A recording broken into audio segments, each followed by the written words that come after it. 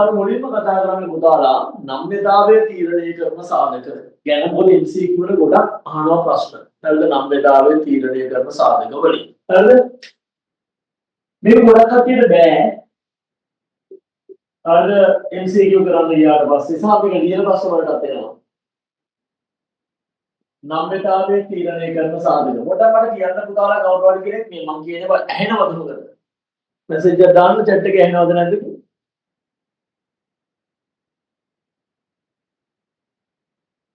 හරි හොඳයි. නම්‍යතාවය තීරණය කරන සාධක. පුතා නම්‍යතාවය තීරණය කරන සාධක උගන්වන්න කලින් අපි දැනගෙන ඉන්න ඕන දේ තමයි පුතා මෙන්න මේක. මේ නම්‍යතාවය තීරණය කරන සාධකවලදී අපි ඒක කොටස් දෙකකට බෙදමු. එකක් තමයි අනම්‍ය. අනිත් එක තමයි නම්‍ය. අද නම්‍යතාවය තීරණය කරන සාධකවල බෙදෙන කොටස් දෙක තමයි පුතා අනම්‍යයි නම්‍යයි. හරිද? නම්‍යතාවය තීරණය කරන සාධකවලදී අපි බෙදනවා කොටස් දෙකකට. එකක් තමයි අනම්‍ය, අනිත් එක තමයි නම්‍ය. හරිද? අපි ඒ ගැන තමයි අද අපි කතා කරන්න යන්නේ. නම්‍යතාවය තීරණය කරන සාධක. හරිද? මම ඔයාලට මේක මතක තියාගන්න ලේසි ක්‍රමයක් කියලා දෙන්න යන්නේ. මොකද අහගන්න. හරිද? පුතා කෙනෙක්ට ඉතින් අනම්‍ය නම්‍ය කියන එකේ තේරුම පොඩ්ඩක් මම කියන්නම්. විභාගයේදී වගේ අහන්නේ මේ MCQ වල වුණත් හරිද? නම්‍යතාවය තීරණය කරන සාධක වලින් අනම්‍ය වෙන්නේ මොන වගේ වෙලාවකටද?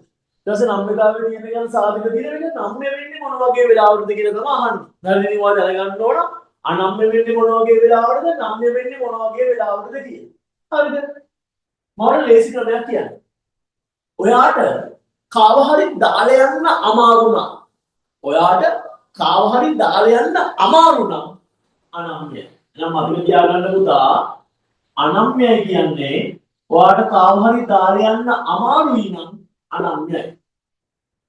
ඔයාට කාව හරි ටක් ගාලා දාලා යන්න පුළුවන් නම් ටක් ගාලා දාලා යන්න පුළුවන් නම් නම්‍යයි. හරිද? දාලා යන්න අමාරු නම් අනම්‍යයි. ඔයාට කාව හරි ටක් ගාලා දාලා යන්න පුළුවන් නම් නම්‍යයි. අන්න ඒක හොඳට මතක තියාගන්න. හරිද? ඔයාට කාව හරි දාලා යන්න අමාරු නම් අනම්‍යයි. ඔයාට කාව හරි ටක් ගාලා දාලා යන්න පුළුවන් නම් නම්‍යයි. හරිද? දැන් හිතන්න වෙන්නේ ළමා මෙහෙම වෙන මොකද මතක තියාගන්න නැහැ. මොකද දාලා යන්න අමාරු නම් අනම්‍යයි. ටක් ගාලා දාලා යන්න පුළුවන් නම් නම්‍යයි. නම්‍යතාවය තීරණය කරන පළවෙනි සාධකය. නම්‍යතාවය තීරණය කරන පළවෙනි සාධකය තමයි පුතා භාණ්ඩයේ අත්‍යවශ්‍යතාවය.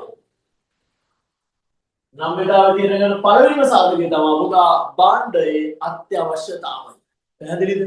පුතා සමහර භාණ්ඩවල අත්‍යවශ්‍යතාවය වැඩි. සමහර භාණ්ඩවල අත්‍යවශ්‍යතාවය අඩුයි.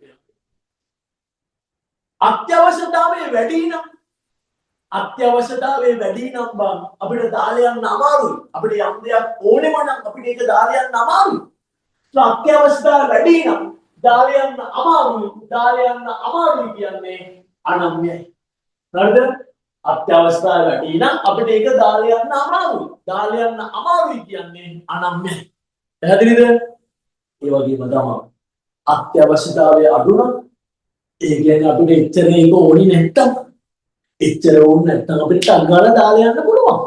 ඒක අත්‍යවශ්‍යතාවය අඩුයි නම් ටක් ගාලා දාලා යන්න පුළුවන්. කියන්නේ මොකද?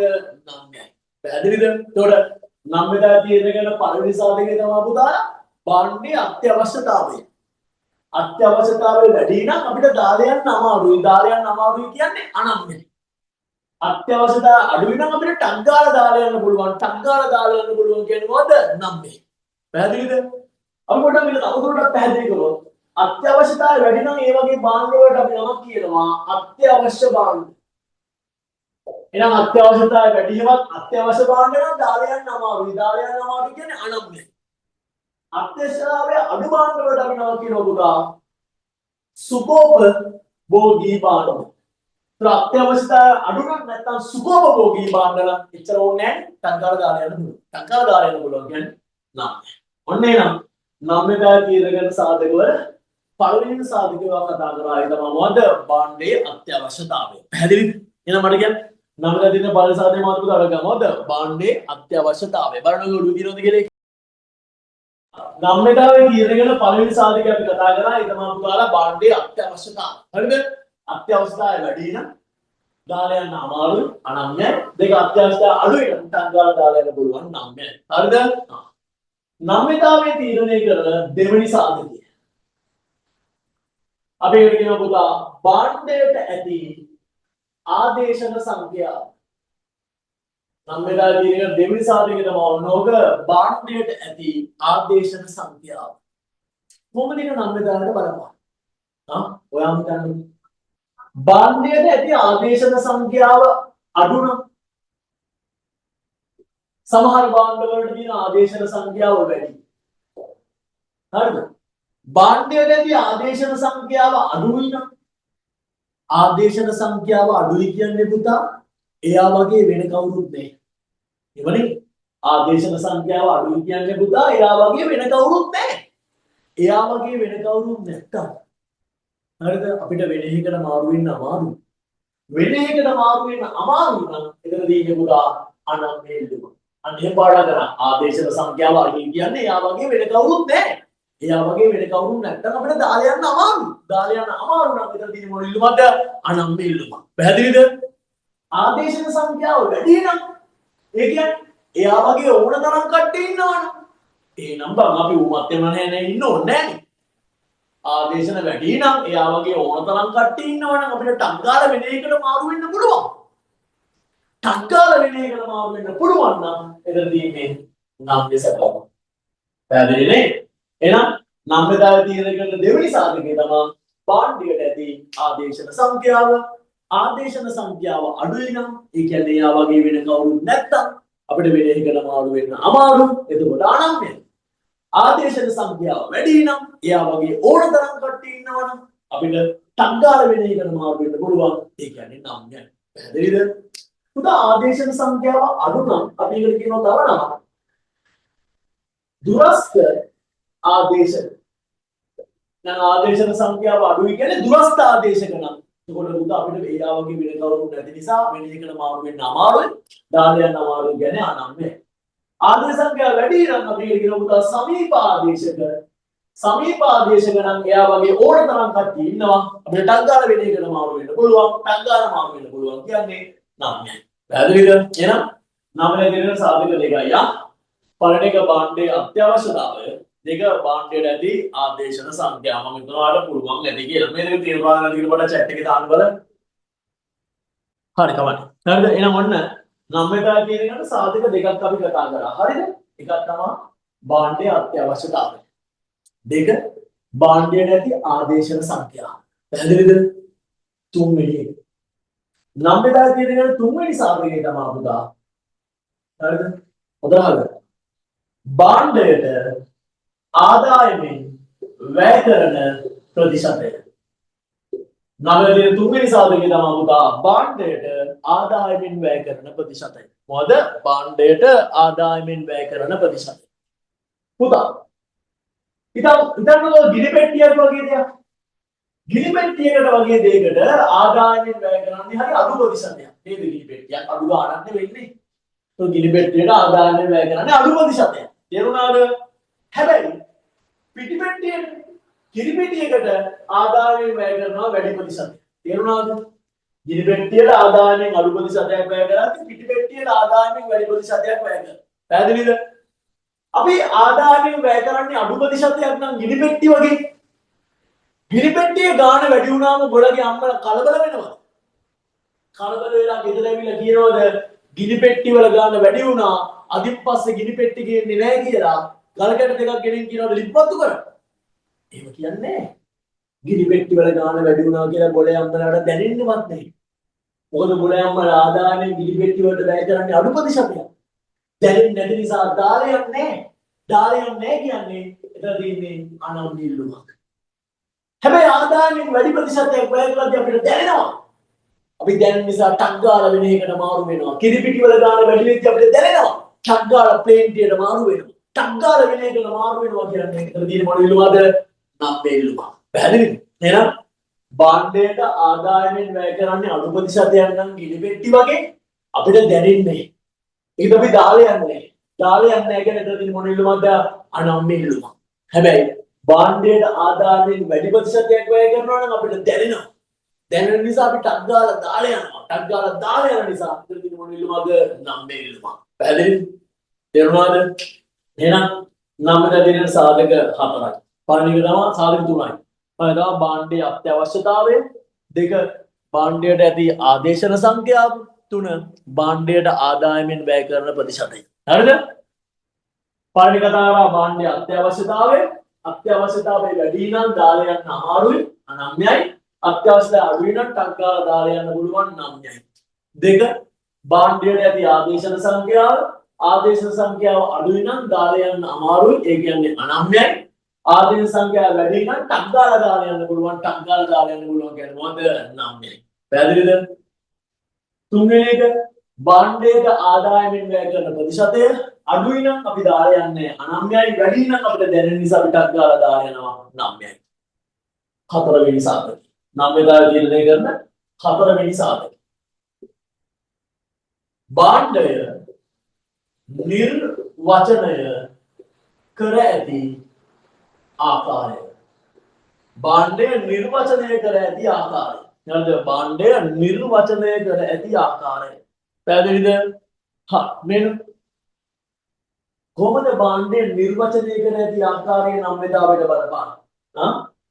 පුතා භාණ්ඩ නිර්වචනය කරන්න පුළුවන් ආකාර දෙකක් තියෙනවා. එකක් තමයි පුතා පටු, අනිත් එක පුතා පුළුල්.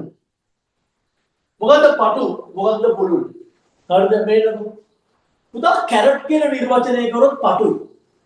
ලීක්ස් කියලා නිර්වචනය කරොත් පටුයි. හැබැයි එළවලු කියලා නිර්වචනය කරොත් පුළුල්. අඹ කියලා නිර්වචනය කරොත් පටුයි. හැබැයි පළතුරු කියලා නිර්වචනය කරොත් පුළුල්. කමල කියලා නිර්වචනය කරොත් පටුයි. ගෑනු කියලා නිර්වචනය කරොත් පුළුල්. ඔයාලට දැන් පැහැදිලිද? අර අයිටමේ විතරක් ගන්නවා නම් පටුයි. ඒක වැටෙන කාණ්ඩෙම ගන්නවා නම් පුළුල්. එහෙනම් මට කියන්න කැරට් පටුයි. ලීක්ස් පටුයි. වට්ටක්ක ලොකුවට තිබ්බට වට්ටක්කත් පටුයි. හැබැයි එළවලු කිව්වොත් පුළුල්. අඹ කිව්වොත් පටුයි. කිසෙල් කිව්වොත් පටුයි. හැබැයි පළතුරු කිව්වොත් පුළුල්. කමල පටුයි. නිමල පටුයි. හැබැයි ගෑනු පුළුල්. පැහැදිලිද? එහෙනම් මතක තියාගන්න පුතා අයිතමේ විතරක් කිව්වොත් පටුයි. කාණ්ඩෙම කිව්වොත් පුළුල්. එහෙනම් ලීක්ස් පටුයි. හැබැයි එළවලු කිව්වොත් පුළුල්. අඹ පටුයි. පළතුරු කිව්වොත් පුළුල්. හරිද? තේරුණානේ? හා එතකොට පුතා භාණ්ඩය නිර්වචනය කරලා තියෙන්නේ පටු විදියට නම් කැරට් කියලා. කැරට් කියලා නිර්වචනය කළොත් පටුයිනේ. දැන් කැරට් වල ගාන වැඩි වුණොත් බොඩේ අම්මලා කැරට් මැත්තේම නැහෙනවද? නෑ. කැරට් වල ගාන 2000 3000 වුණාට පස්සේ බොඩේ අම්මලා ටක් ගාලා වෙන එළවලුකට මාරු වෙනවා. ඒක කැරට් කියලා නිර්වචනය කරලා තිබොත් කැරට් මැත්තේම නැහෙන්නේ නෑ. ටක් ගාලා වෙන එළවලුකට මාරු වෙනවා. ටක් ගාලා වෙන එකට මාරු වෙනවා කියන්නේ එතන තියෙන්නේ නම් වෙනවා. හැබැයි පුළුල් ලෙස නිර්වචනය කරලා නම් හරිද? එළවලු කියන බොලේ අම්මලාට එළවලු දාලා යන්න බෑ. මොන හරි එළවලුවක් ඕන. එළවලු දාලා යන්න බෑනේ. දාලා යන්න බැරි නම් එතන තියෙන මොන එළවලුවට ගමවද අනම්මේ එළවලු. කැරට් කියලා නිර්වචනය කරනකොට කැරට් දාලා යන්න පුළුවන්. ටක් ගාලා වෙන එළවලුවක. ටක් ගාලා දාලා යන්න පුළුවන්. එතන තියෙන මොන එළවලුවද? නම්මේ එළවලුවක්. හැබැයි එළවලු කියන නිර්වචනය කරලා තිබ්බොත් එළවලු දාලා යන්න අමාරුයි. දාලා යන්න අමාරු නම් එතන තියෙන මොන එළවලුවට ගමවද අනම්මේ එළවලුවක්. පැහැදිලිද? එහෙනම් ඔන්න නම්‍යතාවය තීරණය කරන සාධක හතරයි. මම සාධක හතරට ගමවා දෙක අඳුර ගෙතුනේ භාණ්ඩය නිර්වචනය කර ඇති ආකාරය. හරිද? භාණ්ඩය නිර්වචනය කරලා තියෙන පටු විදියට නම් කැරට් කියලා ටංගල කැරට් දාලා ගෙලිහිකට යන්න පුළුවන් නම් යයි. භාණ්ඩය පුළුල් ලෙස නිර්වචනය කරන නම් එළවලු කියලා අපිට එළවලු දාලා යන්න බෑ. එළවලු දාලා යන්න බෑ කියන්නේ මොකද? අනම්‍යයි. පැහැදිලිද? එහෙනම් ඔන්න නම්‍යතාවය තීරණය කරන සාධක හතරයි. මම සාධක හතරට ගමවද භාණ්ඩයේ අත්‍යවශ්‍යතාවය, දෙක භාණ්ඩයට ඇති ආදේශන සංඛ්‍යාව, තුන භාණ්ඩයට ආදායමෙන් වැය කරන ප්‍රතිශතය, හතර භාණ්ඩය නිර්වචනය කර ඇති ආකාරය. හරිද? යම්ද අන්තිමකට මේ තමයි නම්‍යතාවය තීරණය කරන පස්වෙනි සාධකය. හරිද? එමු කොහෙද? නම්‍යතාවය තීරණය කරන පස්වෙනි සාධකය. ඒ තමයි භාණ්ඩයේ මිල වෙනස් වීමෙන් පසු ගත වී ඇති කාල පරාසය. භාණ්ඩයේ මිල වෙනස් වීමෙන් පසු ගත වී ඇති කාල පරාසය වෙනවා. පුතා සමහර විට භාණ්ඩයේ මිල වෙනස් වීමෙන් පස්සේ තාම ගත වෙලා තියෙන්නේ කෙටි කාලයක් වෙන්නත් පුළුවන්. සමහර විට දීර්ඝ කාලයක් වෙන්නත් පුළුවන්. මම උදාහරණයක් ගන්නම්. අපි කැම්පස් එකේ ඉන්නකොට ශිජානුර විශ්වවිද්‍යාලයේ හරිද? අපි කැම්පස් එකේ ඕපන් කැන්ටින් එකේ කන්නේ. ඒකට හේතුව පුතා ඒකේ පුතා බත් කෑවොත් එහෙම දත් විදිනවා. හරිද? සාමාන්‍යයෙන් එළියේ තියෙන බත් කඩේකින් තමයි අපි කන්න නන්දක්කයි බත් කඩේ කියලා බත් කඩයක් තිබ්බා. ඒකෙන් තමයි අපි කන්නේ. සාමාන්‍යයෙන් ඒ දවස්වල නන්දක්කයි බත් කඩේ බත් එක රුපියල් 50ක් විතර වෙනවා. හැබැයි රහයි. ලොකු ලොකු මස් කෑලිය නම් වඩන්නේ. හැබැයි සම්බෝලයි පරිප්පුයි අර පොඩි කරෝල පොඩ්ඩක් හරි මොනවා හරි තියෙනවා රහයි. සමහර වෙලාවට පුතා නන්දක්කයි බත් කඩේ 50 තිබ්බ බත් එක 60 කරා කියලා හිතන්නකො. කොල්ලොන්ට එක දරා ගන්න අමාරුයි බං. ඔය දුප්පත් කොල්ල තමයි කැම්පස් එන්නේ. එකපාරට 60 කරපු ගමන් කොල්ලොන්ට කට උතර නැහැ.